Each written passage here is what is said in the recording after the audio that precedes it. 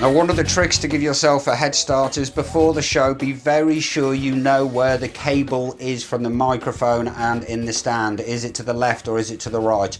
It makes you look so much more professional if you keep your eyes on the crowd instead of looking down as to where the microphone lead is. So make sure you've got that set up in advance. You know which way it is. Take the microphone with your right hand and you'll be able to move the microphone stand with your left. It just kicks off the show with you looking utterly professional, eyes at the crowd, fully engaged with them, and smiling always helps. And please remember, smiling isn't just with the mouth, it really does come from the eyes as well.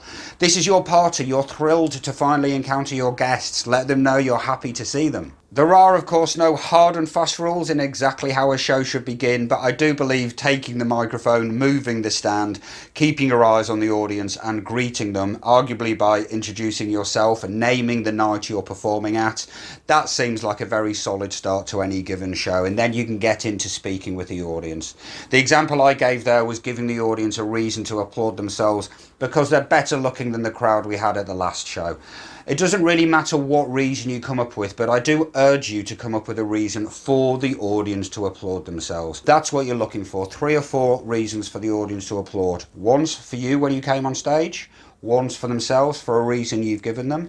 You might get them to applaud an audience member once, twice while you are doing some crowd work before the act first comes up. And then, of course, a rapturous round of applause for that first act. This shows that you're friendly. Remember, we're trying to battle that slight subconscious fear that some audience members will have that MCs are there to attack them and mock them unnecessarily and unfairly. So getting a round of applause for a member of the audience from the rest of the audience a couple of times just adds a little bit of energy to the room, and it shows that you're there to be nice. You are, after all, the host. You do need to be careful not to tire the audience out too quickly. You're going to be asking them to applaud 13 different acts during the course of the night, but getting the audience to applaud 3, 4, 5 times before the first act comes up is perfectly reasonable. What you're trying to do is shake them out of the apathy of their day.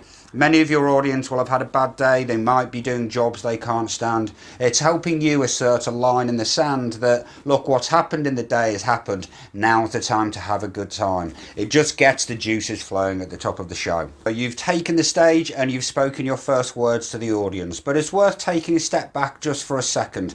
You will have used a lot of energy entering the stage. It helps to bring up the room, but you can't sustain that kind of manic energy throughout the show. It would be exhausting for you, exhausting for the audience.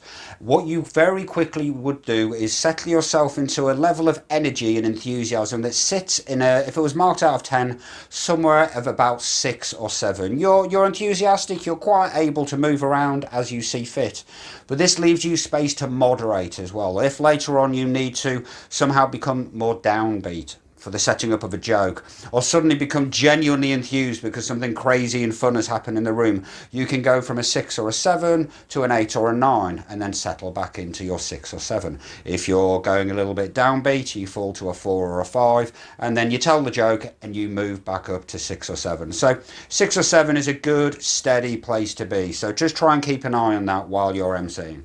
Where possible, when speaking with the audience, try and speak in the 6th person. That's we.